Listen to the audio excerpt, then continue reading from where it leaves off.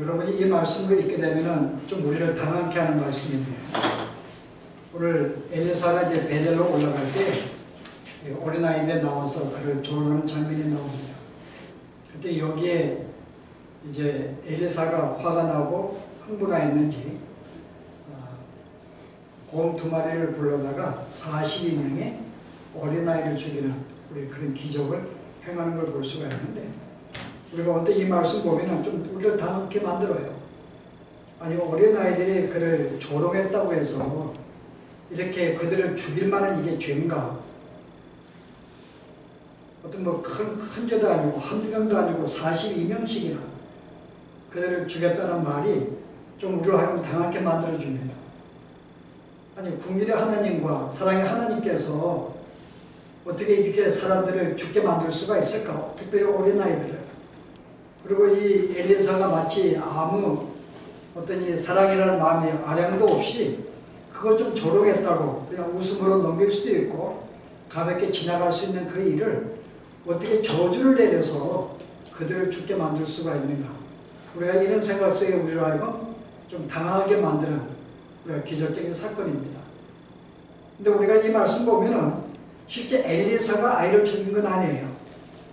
하나님께서 실은 그 저주를 응답하셔서 2마리의 곰을 보냈고 그 결과로 그들은 죽임을 당한 것입니다. 결국 이 일은 하나님이 죽이신 거예요. 그럼 우리가 이거 볼 때 아니 그들이 어떤 죄를 지었길래 이 정도 죄를 가지고 그들을 죽이셨단 말인가? 라고 생각해 볼 수가 있습니다. 우리가 그런 점에서 단순히 이들이 아무것도 아닌 것을 가지고 죽이시는 하나님 아니십니다. 뭔가 이 죄가 그들이 죽을 만한, 정말 이들이 죽을 수밖에 없는 그런 죄라는 것을 우리에게 짐작할 수가 있습니다.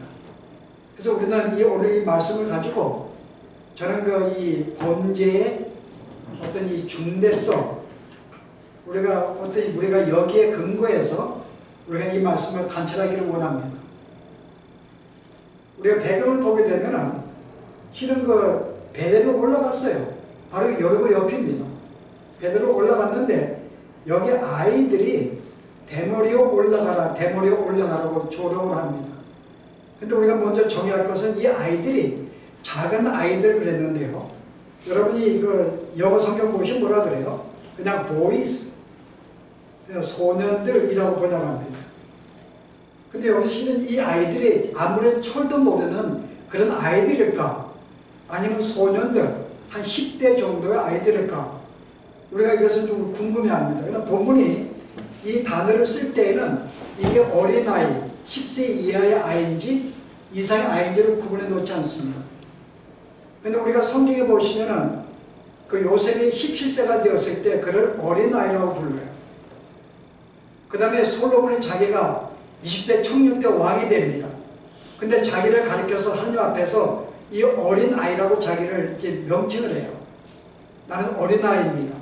이미 나이가 20이 청년 되었는데, 그래서 우리가 여기에 볼 때 이 어린아이라는 말은 단순히 우리가 정말 철 모르는 어떤 이렇게 유치원생 같은 어린아이도 볼 수도 있고, 아니면 우리가 10대 아이들, 우리가 젊은 청년들로 볼 수가 있는 것입니다. 그럼 어쨌든 이들이 죽음을 당했어요. 근데 여기 이들이 조롱한 내용이 먼저 대머리로 올라가라고 합니다. 아니 이게 무슨 말일까? 이게 어떤 죄일까? 단순히 그들이 말한 것은 이거밖에 없어요. 대머리로 올라가라. 이게 과연 죽을 만한 죄인가를 우리가 볼 수 있어요. 자, 일단은 우리 대머리는 당시에 엘리사가 아마 우리가 대머리인 걸 알 수가 있습니다. 근데 실은 성경에 보시게 되면은 우리가 이 대머리는 하나님의 저주받은 자로 종종 성경은 칭해요. 문둥병과 같이 취급을 합니다. 그래서 실제 이들이 볼 때 대머리라 그럴 때에는 유대인들 가운데 대머리가 별로 없잖아요. 우리가 바울도 실은 우리가 대머리로 알고 있는데, 그럼 뭔가 어떤 하나님께 저주받은 존재, 그래서 이 대머리라는 명칭은 실은 어떤 그를 이렇게 비아냥거리는 어떤 조롱하고 어떤 이렇게 어떤 그런 마음으로 하는 단어입니다.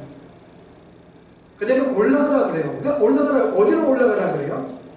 아마 이들은 바로 여리고 옆이었기 때문에 아마 여리고 성에서 온 사람들의 이야기를 들었을 것입니다. 여러분의 제자들이 어떻게 했는가? 그 성에 난리가 났어요. 엘리야를 찾기 위해서 3일 동안 거기에 많은 사람들이 찾았지만 찾지 못했습니다. 결국 그 일로 말미암아 엘리사가 그는 승천했단 말을 그때 믿게 되었고 그 마음에 수긍하게 되었어요. 아마 이러한 소식들을 바로 이 옆 동네인 배들이 저는 들었다고 봅니다. 엘리야가 승천했어? 그러나 이들이 믿지 않는 걸 볼 수가 있어요. 그럼 여기 올라가라는 말은 뭘 의미할까요? 야, 너 스승이 올라갔다, 승천했다는데 너도 한번 올라가 봐 사실이면은, 아니 올라가지 여기 왜 왔냐? 라고 하는 조롱인 거죠. 아니 올라가지 않게. 그러니까 이거는 철저하게 어떤 선자를 조롱하고 비아냥거리는 어떤 그런 우리가 내용을 볼 수가 있습니다. 여기 또 하나는 절대 하나님을 믿지 않는 어떤 그런 모습에서 우리가 이 말이 나온 걸 볼 수가 있어요. 우리가 먼저 가볍게 시작하면요, 이들은 이 선자의 말을, 선자가 지금 베들레헴 온 목적이 뭘까요? 그런 하나님의 소식을, 이 은혜의 말씀을 증가로 온 거예요. 근데 증가하지 못하게 거절한 것입니다. 말씀을 증가로 왔어요. 근데 이들이 거절을 하는 그 이유가 과연 뭘까? 왜 이들이 거절하였을까? 여러분 실제 성경에 보시면, 여러분이 시편에 보시면은 105편에 이런 말씀이 나오는데요, 15절에 보시면은 이르시기를 나의 기름 부은 자를 손대지 말며 나의 선지자들을 해하지 말라 하였도다. 하나님은 사람들에게 내가 보낸 선자를, 그들을 손대지 해하지 말라고 이야기합니다. 왜 그랬어요, 여러분? 여러분, 선지자를 맞이하는 것은 누구를 맞이하는 거예요? 예수님 말씀하면, 예수님이 제자들에게 이제 산상수훈이 끝난 다음에 마태복음 10장에 보신 제자들을 파송을 시킵니다. 그들로 하여금 이 복음을 증가하고 보낼 때에 그때 마지막 경고하신 말씀이 있어요. 너희를 영접하는 자는 나를 영접하는 것이다. 그리고 나를 영접하는 것은 하나님을 영접하는 것이다 라고 말씀하셨어요. 우리가 이 말씀에 근거해 볼 때 결국 엘리사를 그들이 영접한 것은 그 하나님을 영접하는 일입니다. 그러나 많은 그것들이 이 엘리야를 거절한 것은 뭘까요? 그들은 하나님을 거절한 행위와 같습니다. 결국은 하나님을 조롱하고 하나님을 비난하며 하나님을 거절한 우리가 그런 이들의 부르짖는 걸 우리가 알 수 있습니다. 그래서 이들은 이런 죄로 말미암아 하나님이 그들을 치신 거예요. 근데 엄밀하게 보면은 그들을 쳤다기보다는 오히려 그들의 부모를 쳤다고 볼 수가 있어요. 왜냐하면 실제 이 베들은 어떤 곳이에요? 원래 베들의 뜻은 하나님의 집이라는 뜻입니다. 하나님이 임재하시는 곳. 야곱이 도망갈 때 하나님을 거기서 만났잖아요. 사드레 속에 왔다 갔다 하시는. 그래서 하나님이 바로 이 베들 지역에 오르락내리락 하는 모습 보고 여기는 바로 하나님이 거하는 곳이라고 생각해서 그때부터 베델이라고 불렀습니다. 하나님의 집이라고 불렀어요. 근데 이 하나님의 집이 어떻게 변질되었을까요? 이스라엘의 남쪽과 북쪽으로 나눠졌을 때 북쪽의 첫 번째가 여로보암이 절기 때마다 이스라엘 백성들이 남쪽에 유다에 가서 예루살렘 성전에 가서 예배를 드리니까는 만약 그들이 계속 내려간다면 자기의 왕권이 위협받잖아요. 그래서 그들을 내려가지 못하게 만들기 위해서 바로 이 베델과 그 유다와의 경계에 있는 베델과 제일 북쪽 지는 단에다가 금송아지를 만들어 우상을 만듭니다. 한번 보실래요? 여러분이 열왕기 우리가 봤던 열왕기 상에 12장에 보시면요, 28절에 볼까요? 두 금송아지를 만들고 무리에게 말하기를 너희는 다시는 예루살렘에 올라갈 것이 없도다.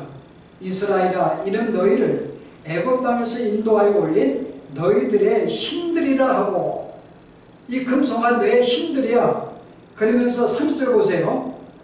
이 일이 죄가 되었으니, 하나는 베델에 두고 하나는 단에 두었는데요, 이 일이 죄가 되었으니 이는 백성들이 단까지 가서 그 하나님에게 하나에게 경배함이더라.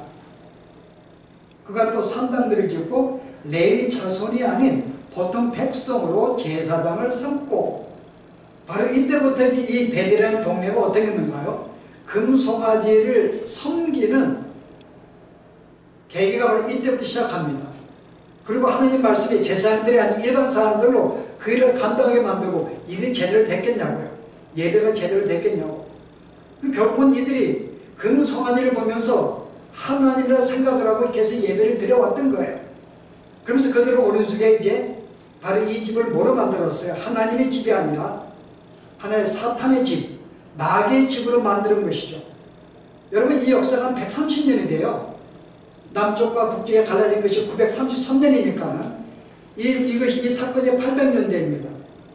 약 한 130년 전에 이 우상을 섬기는 데서 와서 130년간 이 베델 사람들은 결국 마귀를 섬겨온 그런 동네인 걸 알 수가 있습니다. 자, 이들이 삶이 어때요, 여러분? 계속 하나님은 믿지 않는 건 당연하고 어떤 선자들의 말을 무시하는 건 당연한 것이고요. 그들의 죄하고 말할 것도 없죠. 예배가 있었겠어요. 우상을 섬기면서 오늘 하나님을 대적하는 이 일을 계속 해왔던 동네 사람들입니다. 그럼 아이들이 뭘 배우게 때부터요? 이 아이들이 10대 애들이 뭘 알아가지고 뭐 승천을 알고 뭐 올라가라 이런 조롱하는 말을 과연 그 나이에 할 수가 있었을까? 이거는 부모들의 어떤 이 신앙의 타락의 영향을 받지 않으면 할 수 없는 일들입니다. 부부의 신앙에 의해서, 어떤 불신앙에 의해서, 또 그 지역적인 불신앙의 환경 속에서 사는 아이들은 당연하게 엘리사를 거절해서 이 말을 할 수밖에 없는 상황인 것이죠.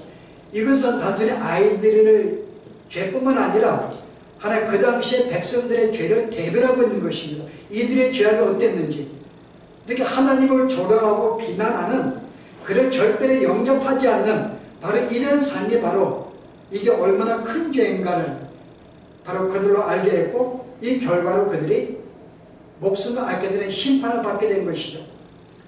근데 아이들의 죽음은 결국 누가의 심판이? 부모의 심판입니다. 왜냐하면 아이들이 죽는 순간 몰라요. 아이들은 그게 얼마나 힘든 건지 알지 못합니다. 그 고통은 고사를 누가 당하는 거예요? 부모들이 당하는 거죠. 내 아이가 죽임을 당했는데 그 고통이 얼마나 크겠냐고요. 그리고 하나님이 그 베델에 심판하신 것입니다. 베델의 사람들에게 심판한 모습이죠. 자녀들의 죽음을 통해서. 그러나 그뿐 아니라 단순히 심판으로 끝나면 안 되죠. 바로 이 자녀들의 죽음을 통한 고통을 줄 뿐만 아니라 이 일을 통해서 하나님은 또 하나의 은혜의 손길을 펼치는 겁니다. 그들의 삶을 돌이키게 만들고 하나님께 나오게 만드는 거죠. 다시 기회를 주기 위한, 회개하는 길을 만들기 위한 또 하나의 심판인 것을 우리가 볼 수가 있습니다. 여기는 하나님의 심판과 뭐가 있어요? 하나님의 은혜가 두 가지가 담겨있는 그런 모습인 것입니다.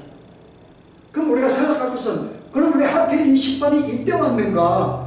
그럼 그 사이에 계속 하나님을 조롱했고 영접하지 않고 비난하고 불의의 우상을 섬기는 불의한 삶을 살아왔는데 왜 하필 그 전에 심판하지 않고 이때 심판했는가? 우리는 생각해 볼 수가 있어요. 왜 하필 이때인가? 아니, 이 아이들 조롱해도 넘어가고 지금까지 잘 참아왔는데 잘 인내 하나님께서 왜 이때 심판하셨는가?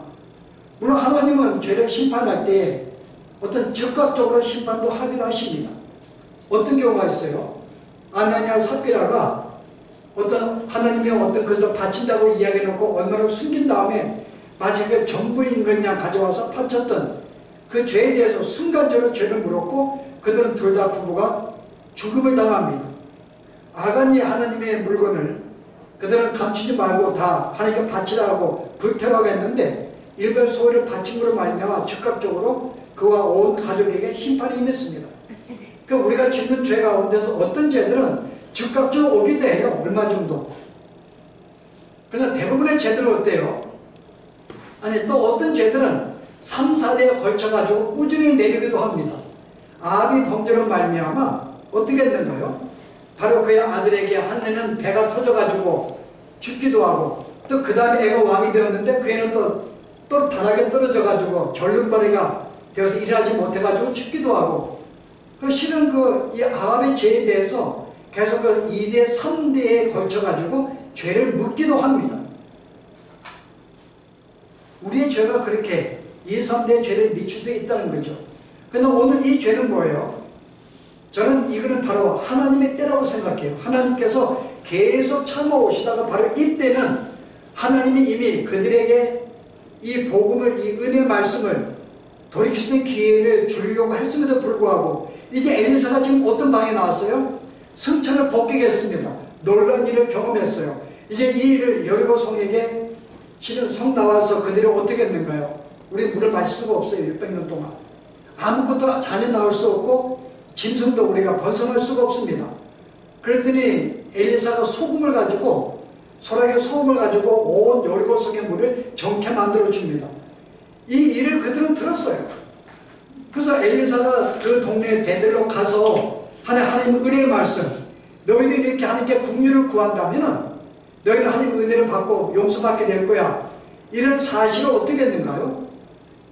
그들은 거절한 것이 이 기회를 말미암아 바로 하나님이 조금 전에 엘리사의 어떤 이 엘리야의 승천을 그들은 들었고, 또 엘리사가 또 여러 성에 정말 이렇게 큰 이적을 행하면서 하나님의 살아계심을 그들은 다시 한번 듣게 되었고, 그럼에도 불구하고 그걸 통해 그들은 마음을 돌이킬 수 있는 기회가 줬음에도 불구하고 여전히 그들은 악한 마음을 가지고 여전히 하나님을 조롱하고 그의 말씀을 거절했던 데에서는 하나님의 문도 심판이 바로 이때야말로 하나님이 이번 기회에 하나님의 때가 아닌가, 우리가 심판을 볼 수가 있습니다.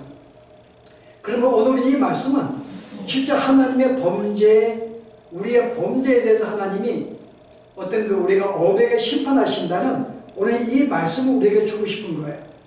여러분, 실제 오늘 이 본문을 시작할 때 본문의 앞에 엘리사가 베델로 온다고 말씀 앞에 그리고라고 시작해요. 그리고 여기는 안 나오는데 원문은 그리고 엔드라고 시작합니다. 이 뜻은 무슨 말이에요? 바로 앞에 있는 사건과 뒤에 있는 사건이 깊이 연관했다는 거죠. 앞에 이러한 사건이 있었는데 그리고 뒤에는 이러한 사건이 있었다는 거죠. 두 개 깊은 연관이 있습니다. 뭘 말하고 싶은 거예요? 이 여리고 성과 베델이라는 도시는 둘 다 하나님의 저주가 된 도시였습니다.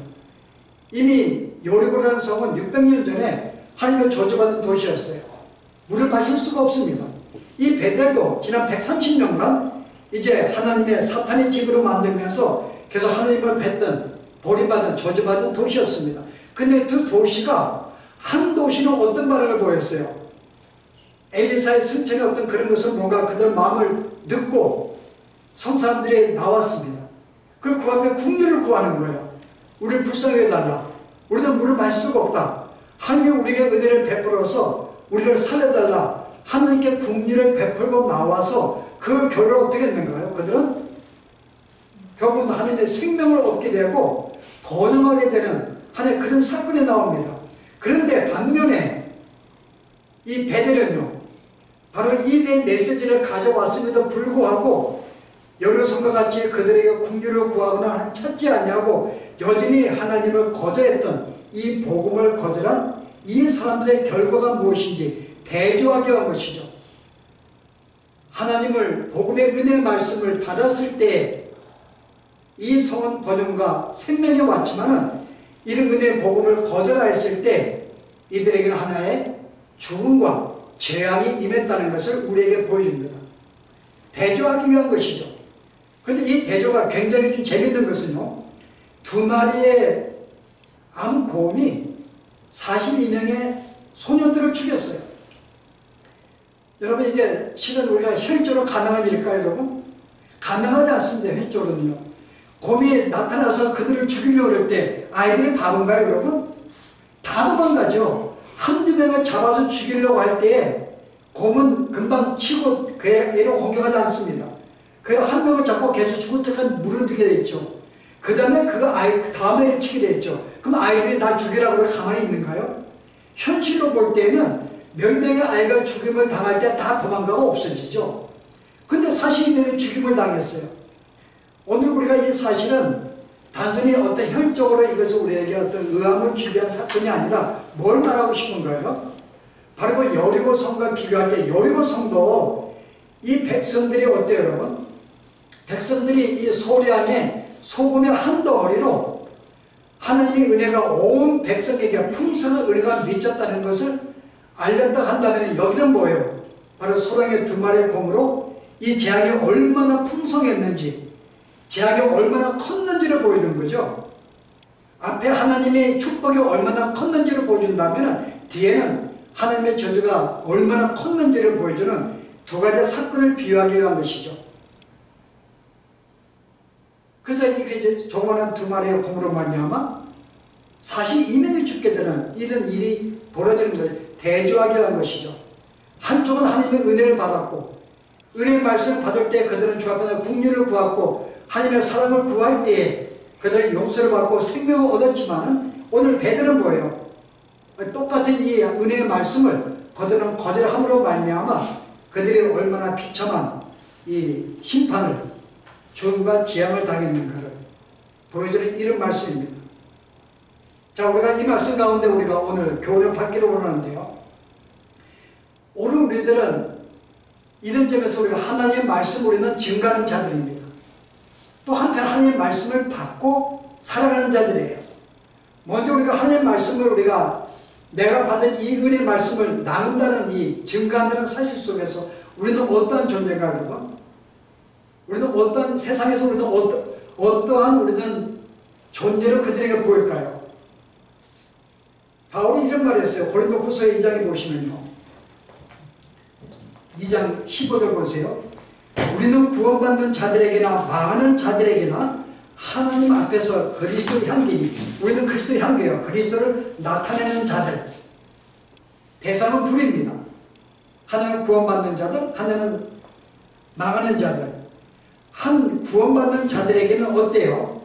우리가 어떤 냄새를 풍겨요?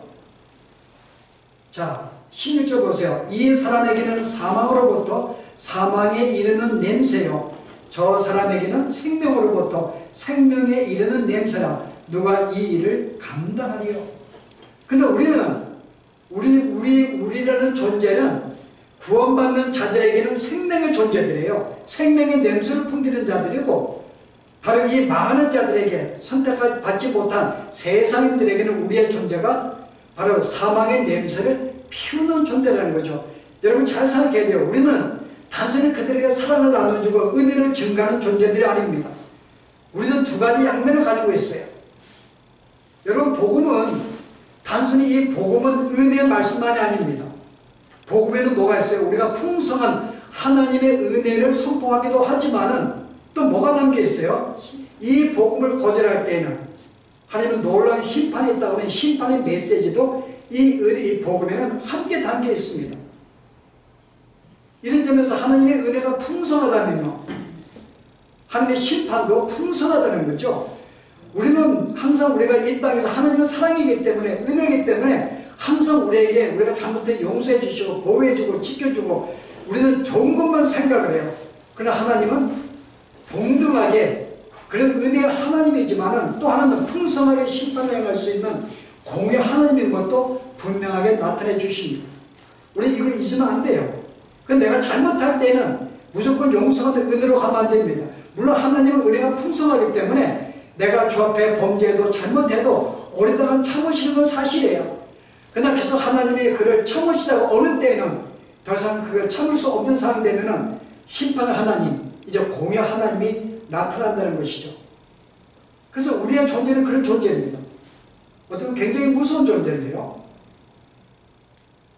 그래서 우리는 세상 사람들에게 단순히 나갈 때 우리는 어떤 생명만 주는 게 아니라 내가 만약에 이 복음을 받아들이지 않는다면 오늘 배경같이 너는 저주를 받을 수밖에 없어. 그래서 그들은 이 사망의 냄새를 풍기는 것. 만약에 우리가 반대로요, 또 하나님 말씀을 우리가 받는 자로서 그리고 행하는 자로서는 우리가 어떤 상황이에요? 말씀을 받는 자로서 우리는 이런 우리가 도전을 받아볼 수 있습니다. 나는 지금 어디에 있는가?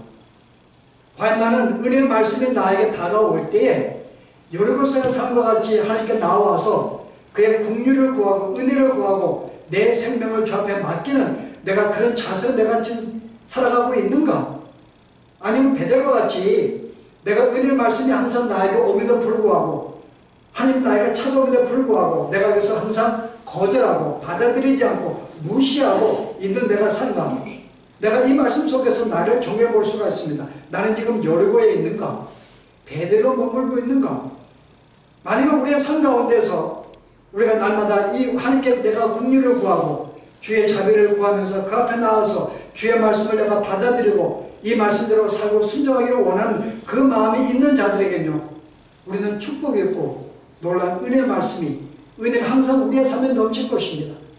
그래서 만약에 우리의 삶 가운데에서 날마다 우리에게 말씀하시고 우리의 삶을 돌이키게 하시고 나를 경고하시는 이 말씀이 임에도 불구하고 베델 사람과 같이 우리가 이 말씀을 거절을 하고 내가 외면을 하고 계속 내가 그런 상태에 살아간다면 내게 심판이 임할 수밖에 없는 바로 이와 같은 삶을 우리는 한번 마음속에 쓰는 도전의 말씀을 생각을 해봐야 됩니다. 나는 지금 어디에 있는가? 어떤 삶을 살고 있는가?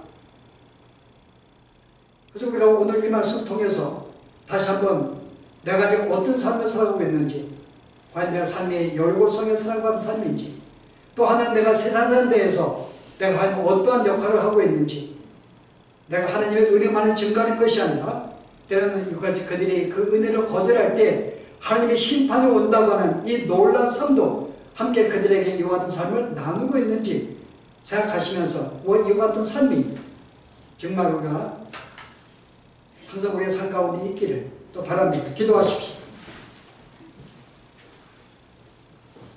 오늘 말씀을 통해서 우리가 날마다 짓고 있는 죄가 얼마나 엄중한 죄인지 다시 한번 말씀을 통해 깨닫게 해주셔서 감사합니다. 우리는 한순간 은혜로 오시고 사랑의 하나님만 생각하고 우리가 어떠한 부정의 삶을 산다 할지라도 우리는 용서를 받고 잘 될 것을 생각하는 이 모든 것들이 우리가 온전히 또 하나님은 또 풍성한 심판의 하나님인 것을 저희들이 알지 못함을 주 앞에 고백합니다. 다시 한번 우리가 우리의 삶을 돌이키게 하시고 우리가 주 앞에 불충할 때 우리의 삶을 다시 돌이켜서 주의 은혜를 구하며 여리고성 사람들과 같이 늘 주의 손길에 주의 인도하심 속에 주의 긍휼 속에 살아갈 수 있는 저희들의 삶이 되도록 인도하여 주시기를 원합니다. 다시 한번 내가 이 순간 어떠한 내가 삶의 상태에 있는지, 내가 이 시간도 늘 주의 말씀을 거절하며 무시하고 있지 않는지, 아니면 늘 주 앞에 긍휼을 구하며 주의 사랑을 구하며 살아가고 있지 않는지 점검하게 해주시고 정말 오늘 여리고성과 같은 이러한 삶의 태도로 늘 살아갈 수 있도록 저희들의 은혜를 주시기를 원합니다. 뿐만 아니라 이 우리의 삶이 단순히 은혜만 증가하는 삶이 아니라 때로는 그 복음을 거절할 때 사망이 온다는 사실을 세상인들로 늘 알릴 수 있는 또한 우리의 삶이 되도록 하나님 인도하여 주시옵소서. 예수님 이름으로 기도합니다. 아멘.